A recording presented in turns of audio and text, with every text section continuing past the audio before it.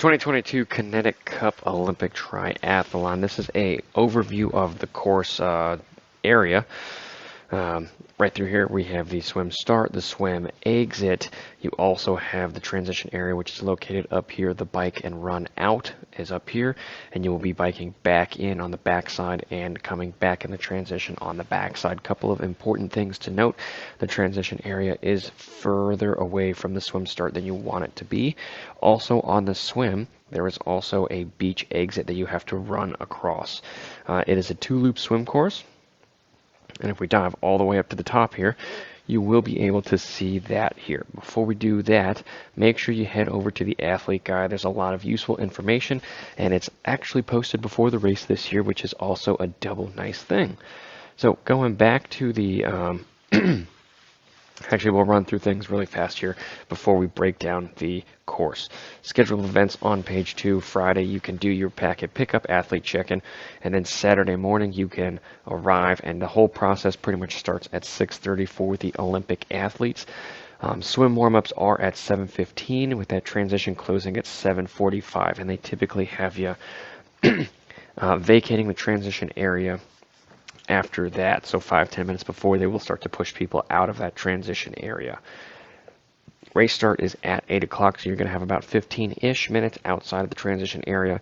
And again, you do have the opportunity to get some swim warm-ups until that 7:45 minute time. So if it's not a super warm day out there, I might skip the swim warm-up just because you don't want to be sitting out there for 15 plus minutes in a cold, weathered air.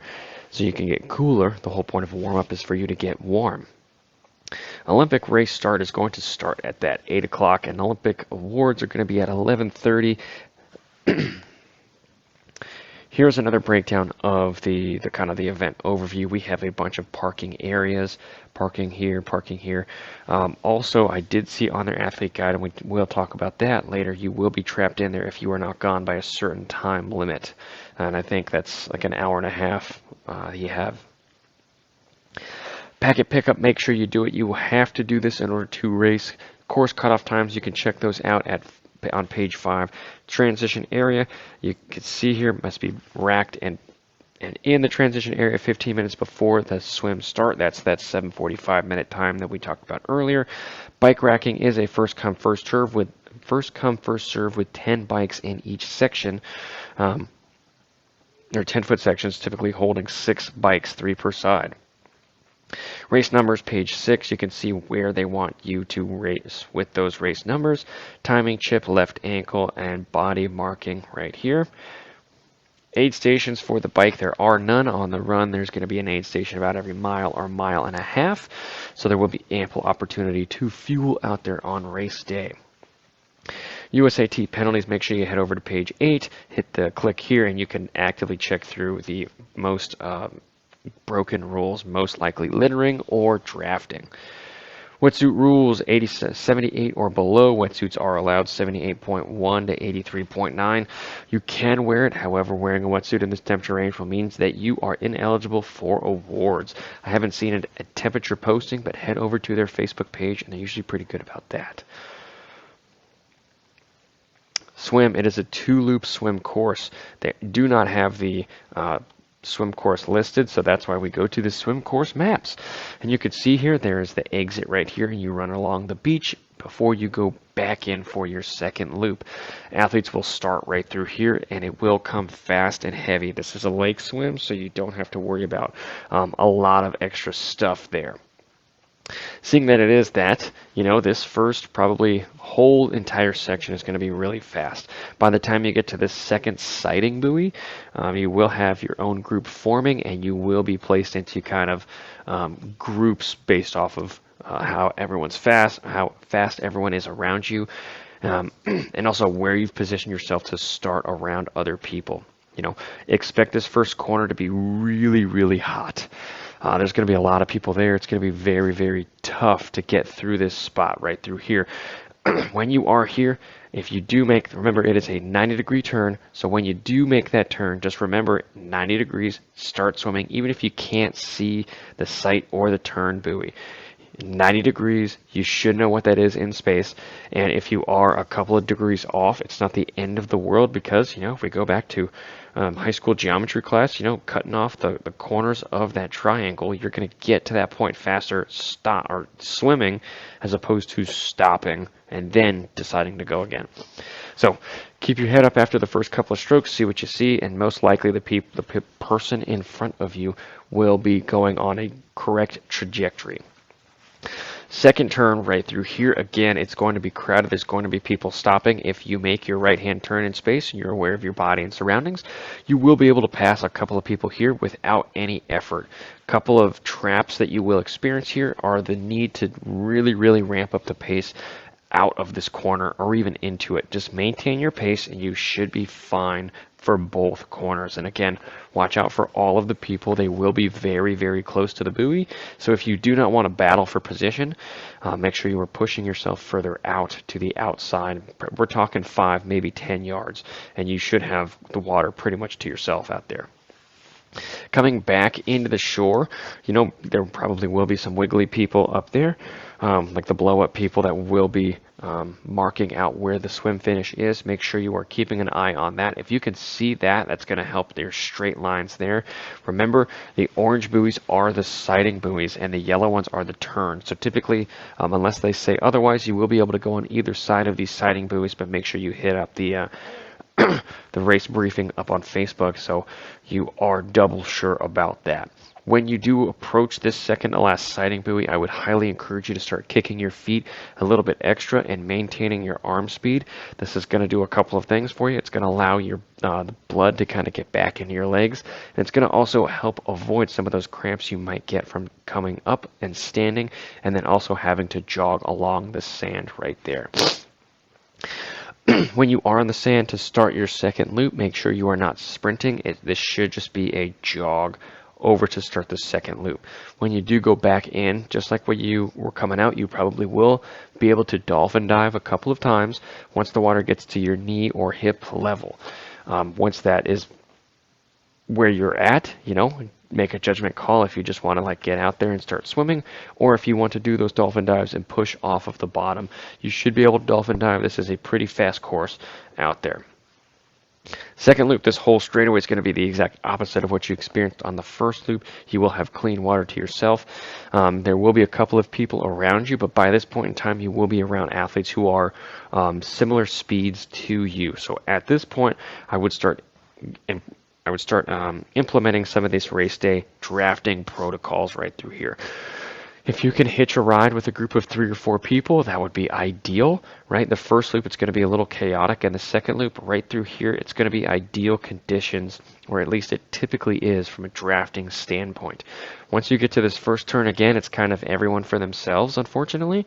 But again, for whatever reason on this course, people will be bunching up around the turn buoys here, and also, again, down in here. Maintain your speed, know where you are in space, turn twice, and you will be back heading towards that finish line right through there. At this point, again, you are going to want to kick your feet a little bit more again on the second loop, because you are going to have to get out and go all the way to transition, which if we scroll down here, you get a better view of what's going to happen. You're going to exit right through here.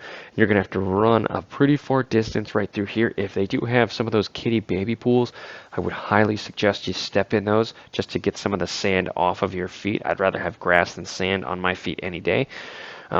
Helps avoid the blisters and all of that, so that's just a little pro tip. Don't skip those little baby pools if they have them. So that is the swim in a nutshell. So now it's on to the bike, and we're going to have a couple of different charts up here. First one is a Ride with GPS breakdown of the bike course through here. You can see that the bike course is in this red line. We're also going to utilize our best bike split, which you can see a power plan right here. It is already up on your Training Peaks profile, so you could see this on for yourself.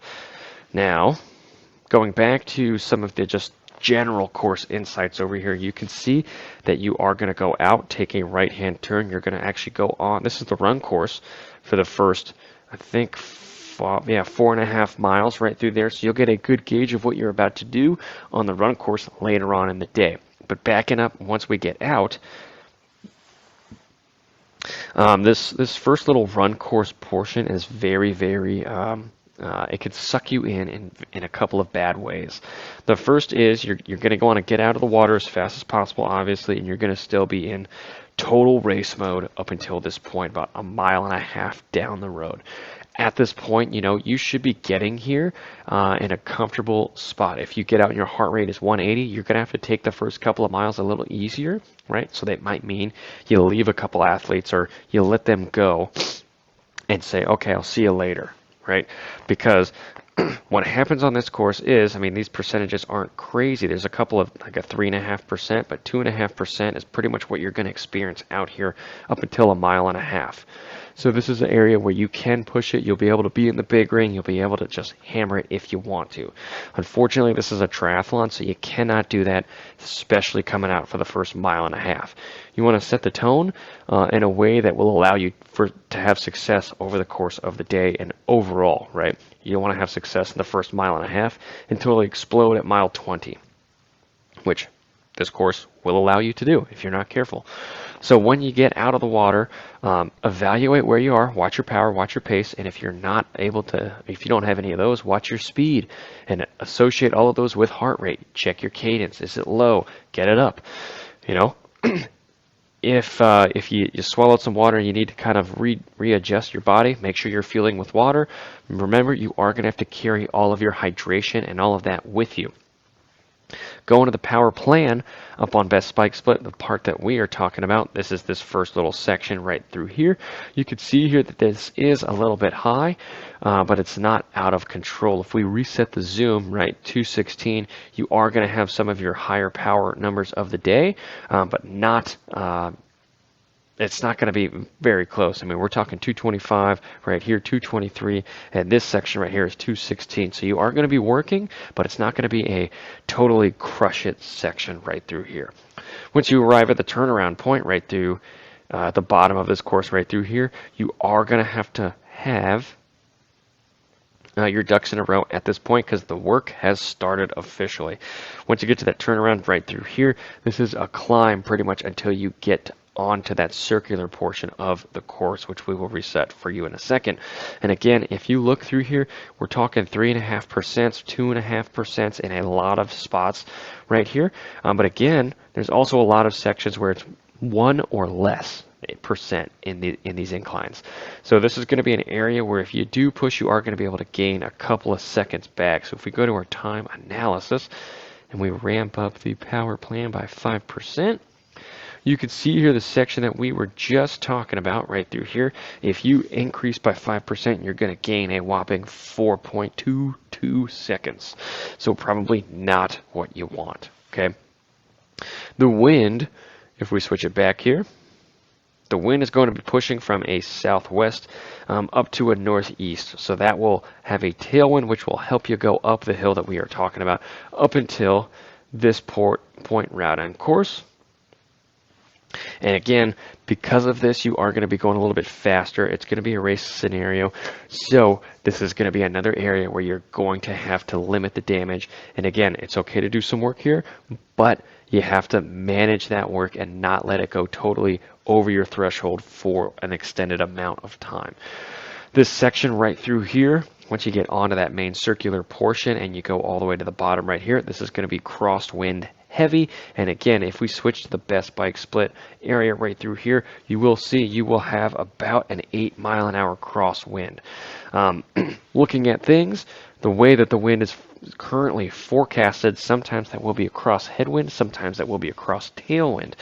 For the first little bit, right through this section right through here, this will be a cross tailwind, and it will switch to a cross headwind right through here. So a big key to the course that you will be able to gain a little bit of time is from this 8-mile mark all the way until about this 10.5 area where you take that left-hand turn, and then it will be a downhill section, but you will also have a tailwind. So that is a poor area to attack simply because the speeds will already be high and it's just not worth it. So if your speed is high, say you're going 25, 27 miles an hour, and you are in a comfortable spot. I would argue you just need to maintain that comfortable spot, allow your heart rate to come down, because the work is about to start for the main portion of this area. You can see the portion that I'm about to highlight from mile 14.2, right? And if you follow that dot pretty much all the way around the rest of the circle here, this is going to be a big key to the course. This first little section right here, you will still have that tailwind or cross tailwind at sections, but once you make this turn at mile 15.8, let's call it mile 16, then the fun begins. So from mile 16 up until mile 17, 17 and a quarter, 17 and a half, right, you will be able to you're going to have the terrain as a little benefit for you, but again, you will be battling some headwinds for sure, so you're going to have to work. And if you overdo that from 17.4 all the way up to mile 20.1 to 20.6, that is going to be the bread and butter out on course. You can see here that that is going to be the most sustained amount of elevation gain over the course. We have a 12.5 or 1256 elevation gain during this section right here. We are getting about 270 of that, and it is pretty sustained. So again, look at these elevation numbers. Percentage-wise, as my cursor's going over 3.6, it's all under 4%, so you will be able to push it pretty well. And again, you don't want to blow up either. You do have a bit of riding left, but at mile 20.6, remember we are going to 24 miles right there. So once you get to 20.6, your race for really heavy sustained effort is pretty much done at that point. There are going to be a couple of hills mixed in here. And again, your race isn't over by any stretch of the imagination, but the biggest obstacle you're going to have to battle from that point on is the headwind. Maybe a couple of other knuckleheads coming back in. Once you do get back into the athlete area, you are going to have to go out for the run. So just want to make sure you know what's going on when you come back in the bike. You're going to make this loop over here, and you're going to come on the back side of that transition area. So if you do have a bike rack that's up here, you're going to be walking or running your bike through the whole transition area, racking and running back out over here. It will be a faster transition time if you can get your bike rack up here. But, you know, if everyone is clamoring up here and you know, it's just, there's a lot of open racks over here. Open racks are most times faster in this triathlon setting.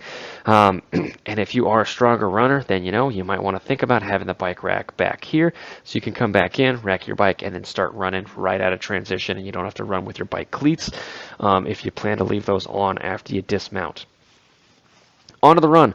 Cool thing about the run is you will have intimate knowledge of it because you will have biked it.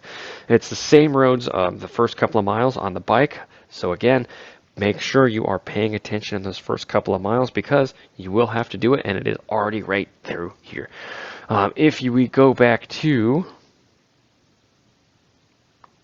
the bike course we already have right here. This is a zoomed in section of the first 4.5 miles. This last section right here we don't have, but if we look at this first little part here, we can see what is about to happen. And that's going to be a downhill right through here. So after you get out onto the run course, an area where athletes usually struggle is those first miles in any distance, right? And typically what they want to do is really push the pace, go for that goal time right out of the gate, and it's very difficult for athletes to kind of take that step back. I highly encourage you to come out of the transition area a little gingerly. You know, say you're targeting an 8:30 pace, maybe you come out at 9:30 or even 9-minute miles for the first quarter mile. Just see where your legs are at, and then progress into that race pace, build up into it. Right. As we look, we are climbing for that first mile and a third. Okay. So if we blow up after the first mile, this is going to do us no good. So I'd rather you get to the top of this hill 20-30 seconds slower than your goal time and allow you to run for the rest of the time, because you're going to make up all that ground and then some. Whereas if you went out, try to hit your goal pacer faster, which most people will do, and totally blow up at mile 0.5. You know, because you will have a couple of pops in there, 0.1 or 1.6 percentage, and then again you're looking at 3.7% climbing up onto that out and back section right there. So arrive at mile 1.33, ready to work. Again, you're going to be much more beneficial walking up the hill than walking down the hill, right? If you walk down the hill, you're giving away time to your other competitors. So if you do have to walk, it's up the hill, and if possible, you are running down the hill, because that will help keep you in the hunt of a lot of athletes. Okay, so coming back down here, this is the bread and butter of the run course. Again, for this mile 1.3, pretty much all the way until mile 3.1, let's call it. You're going to do the out and back, you're going to do the turnaround, and you're going to come back, start, or make your way to, this is terrible wording. So you're going to make your way to the turnaround, and then you're going to turn around, and you're going to be on your way back to the finish line right here where that orange dot is. And you want to arrive at this point ready to rock and roll. You don't want to give away a ton of time. You want to be cruising down these inclines and declines, right? But if you can arrive here, this is going to be where you are going to be able to claw back the most people. From that 3 miles all the way back up to that main road, the State Park Road right through here. If you can sustain a running pace that is around your race pace, you are going to start to catch a lot of people. And again, very similar to the bike. If we zoom out here, the bike section, that you have that incline and you're ending at, let's call it 1,030 feet, and you're just cruising right back down to that state park line right in there. Same thing that's going to happen on the run. So we're going to arrive back through here, and again, we flip this first section right through here. You're going to be plummeting down here, so your speed will already be high, right? It's going to be very hard for you to run a minute, minute and a half per mile faster than another competitor in the last mile, as opposed to doing that right through here, right? So this is going to be the last real point of attack. After this, your main goal is to maintain, maybe pick off a couple of people after that, but that is pretty much the last point at which you will be able to pass a large number or catch a large number of individuals is right through here. Again, we're not done racing at that point. We are still working. We are still moving down the road at a good clip, but again, the ability for you to kind of bridge some of those gaps is going to be very diminished after that point, okay? And that is the course in a nutshell right through here. If you have any questions, make sure you reach out to me, and best of luck to everyone racing.